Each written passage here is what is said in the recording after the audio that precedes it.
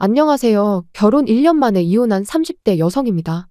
결혼 1년 만에 이혼한 게 무슨 자랑이라고 이렇게 사연까지 보냈냐 하실 텐데, 저라고 좋아서 보낸 게 아니에요. 솔직히 아직도 정말 친한 친구 몇 명한테를 제외하곤 이혼했단 말도 못 꺼냈으니까요. 그리고 그나마 제가 이혼한 걸 아는 친구들도 제가 어쩌다 1년 만에 이혼을 한 건지는 모릅니다. 남편이 짠돌이라서 이혼한다는 게 어찌나 쪽팔리던지 차마 말할 수가 없었거든요. 그리고 이제 와서 말이지만 결혼할 때만 하더라도 저는 남편이 짠돌이라는 게 싫지 않았어요. 아니, 오히려 좋다고 생각했죠.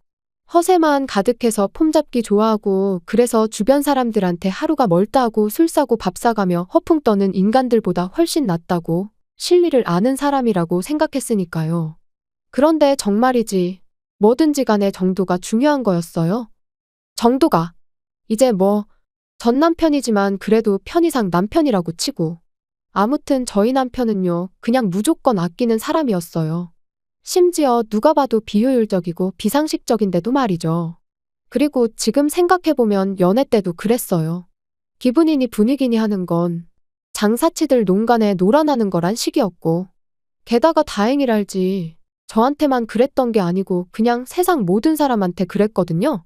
심지어 자기 부모님한테도 말이에요. 그러니까 저는 그게 문제라고 생각할 수가 없었습니다. 그냥 저 사람 성격이 원래 저런가 보다. 워낙 절약에 몸에 배서 그런가 보다. 그렇게만 생각한 거죠.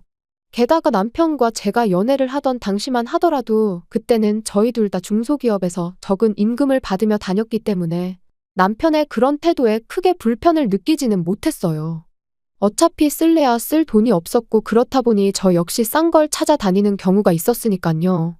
게다가 남편은 입버릇처럼 사치 부리지 말고 차곡차곡 모아서 노년에 재밌게 놀러나 다니며 살자고 했습니다. 그래서 더 남편의 씀씀이에 불만을 갖기보단 오히려 체계적이고 실속이 있다고만 생각했지. 이토록 지질이 궁상으로 살자는 뜻일 거라곤 감히 상상치도 못했네요. 아무튼 그렇게 남편하고는 2년의 연애를 하다가 남편 나이 32, 제 나이 30에 결혼 이야기가 나왔습니다. 그리고 그것도 돌이켜 따져보니 그 무렵 정부에서 신혼부부한테는 이런저런 세제 혜택을 줄 거라는 뉴스가 쏟아져 나왔던 때였어요. 그러니 아마 남편도 어차피 할 결혼이면 지금이 적기다 그런 생각을 했던 거 아닐까 싶은데 그거야 본인이 끝끝내 아니라고 하긴 하더라고요. 그리고 다시 본론으로 돌아와서 그래서 이제 프로포즈를 받았는데 사실 여자라면 다들 자기 나름대로 결혼식에 대한 어떤 환상 같은 게 있잖아요.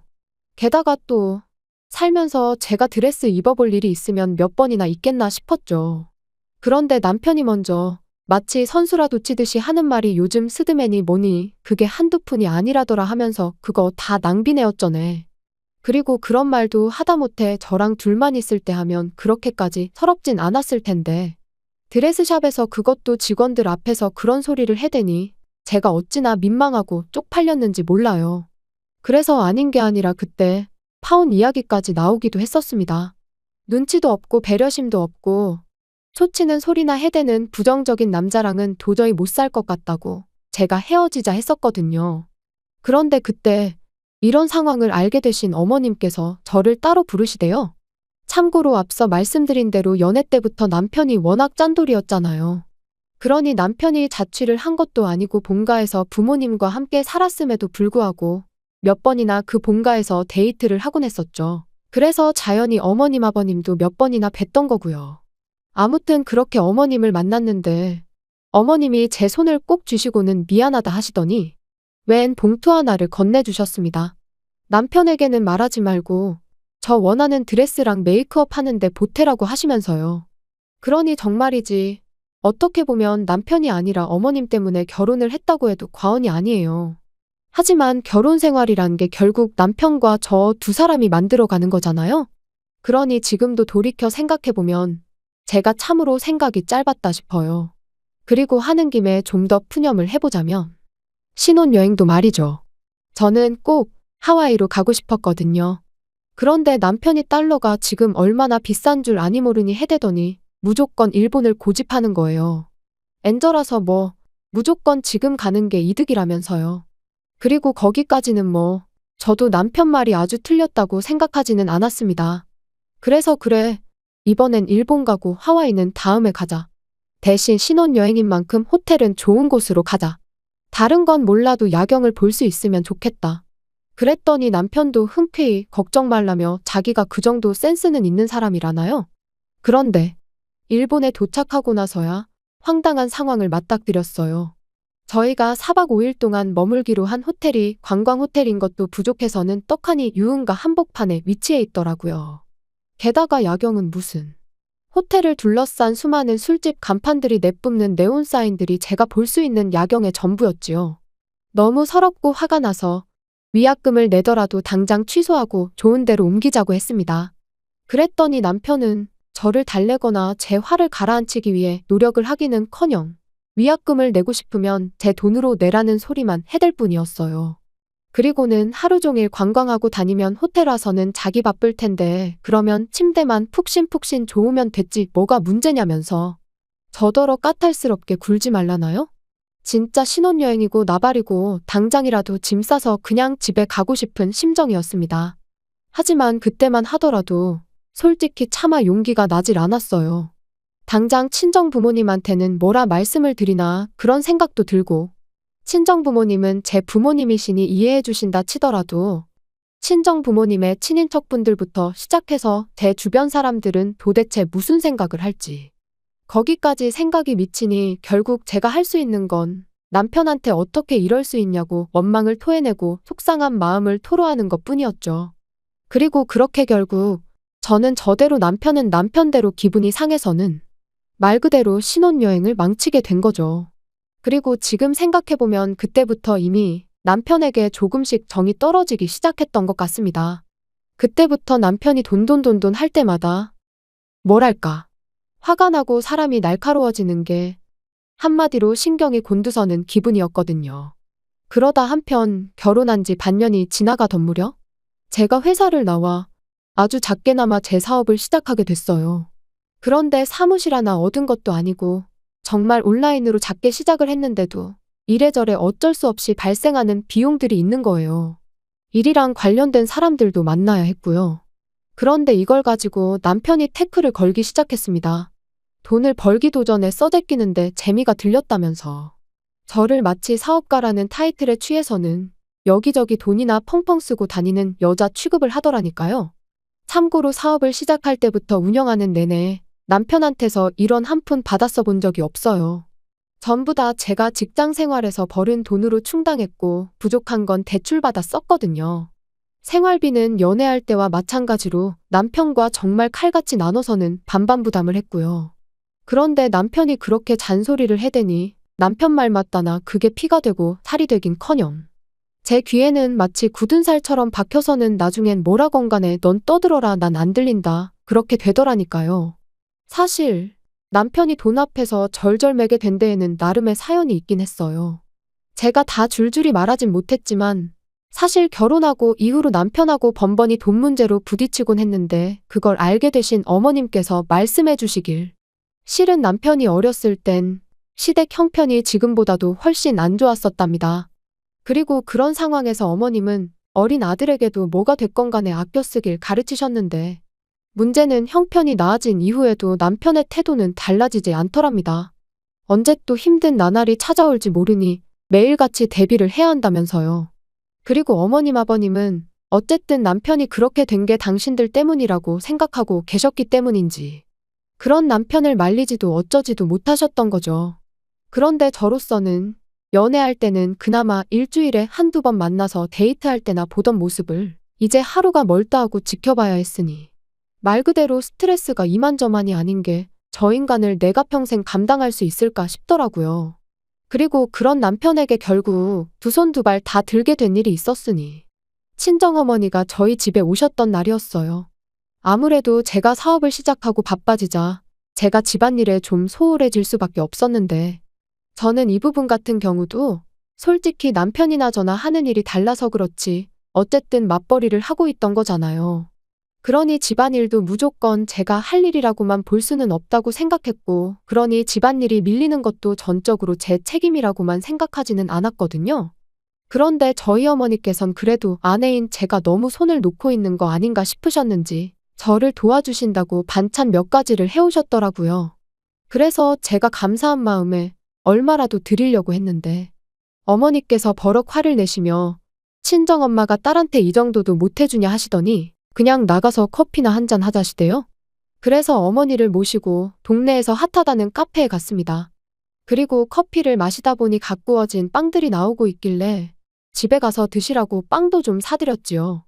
그런데 그날 저녁 퇴근한 남편이 냉장고를 열어보더니 무슨 반찬이 이렇게 많냐면서 투덜투덜 이걸 다 제때 못 먹으면 돈 낭비니 어쩌니 잔소리를 해대는 게 아니겠어요? 그래서 제가 아니 그냥 기분 좋게 좀 먹으면 안 되냐?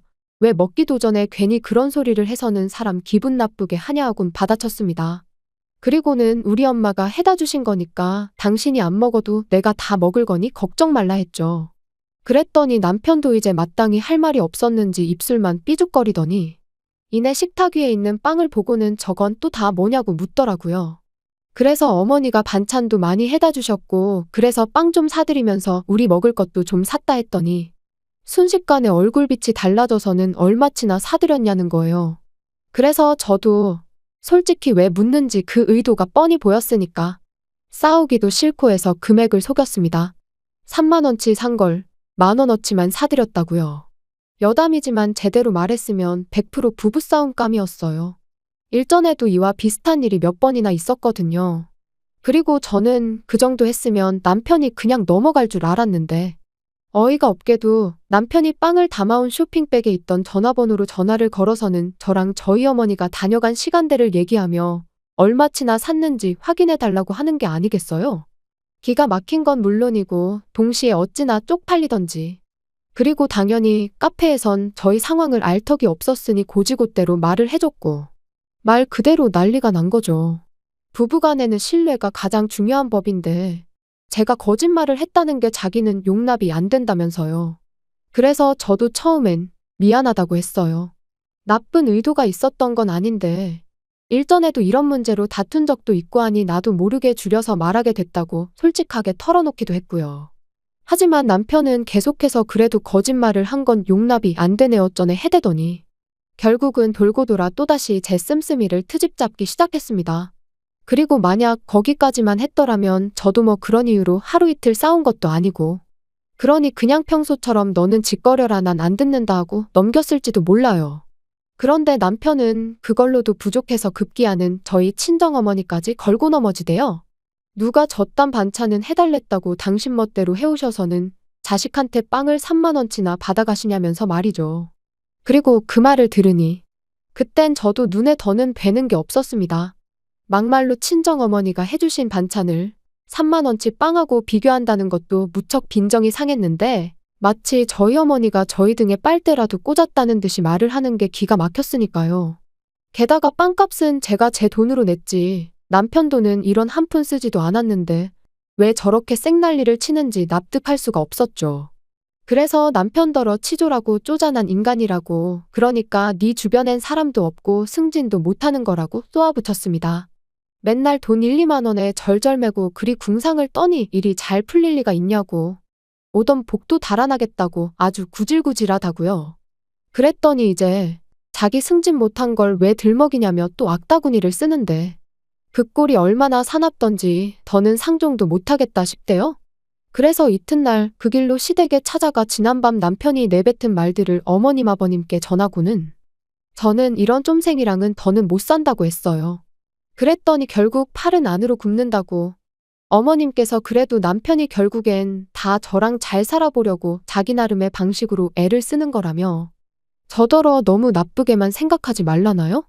그리고는 어머님이 뭐 따끔하게 혼을 내주시겠다는데 제가 남편이랑 이런 일로 부딪힐 때마다 어머님한테 하소연을 해가며 살아야 한다 생각하니 그것도 막막한 게 어차피 헤어질 거면 한 살이라도 젊을 때 헤어지는 게 낫겠다 싶었습니다. 그래서 그 길로 남편한테 짐 챙겨서 나가라고 했어요. 어차피 월세니까 네가 안 나가면 내가 나갈 거고 그럼 너 혼자 월세 다 내고 살아야 한다면서요. 그랬더니 이 쫌생이 남편이 말로는 헤어지기 싫다면서도 짐 싸서 나가더라고요. 솔직히 어떻게든 저랑 살아보겠다고 바라기라도 하던가 아니면 저한테 매달리기라도 했다면 저도 흔들렸을지도 모르는데 끝까지 남편답게 행동해주니 저도 뭐 흔들리고 말고 할 것도 없이 쉽게 마음을 정리할 수 있었습니다. 그런데 이런 이야기를 주변 사람들한테 다 하자니 너무 길고, 그렇다고 앞뒤 다 잘라먹고 빵값 3만 원 때문에 이혼했다 하자니 그건 너무 쪽팔리고, 그래서 이래저래 말은 못한 채 이혼녀로 지내고 있네요. 그리고 뭐 후기라고 하긴 그렇지만 남편도 남편인데 어머님한테 연락이 아직도 오기는 합니다. 원래 남자는 평생 구슬리며 사는 거라고, 그래도 적어도 다른 남자들 마냥 술, 담배 안 하고 여자 문제를 일으킨 것도 아닌데 저더러 다시 한번 생각 좀 해보지 그러냐면서요.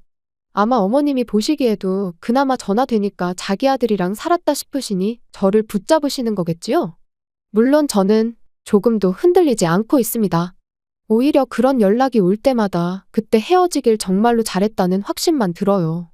이제 제가 식구든 친구들이든 만나면 누구 눈치 볼 거 없이 기분 좋게 밥도 한번 살 수 있고, 보고 싶은 공연도 이따금씩 보러 다니고 자유롭게 사는 지금이 너무 행복하니까요. 긴 이야기 들어주셔서 감사합니다. 오늘의 사연은 여기까지입니다. 구독과 좋아요, 알람 설정해주시면 앞으로 더 좋은 사연으로 찾아오겠습니다. 감사합니다.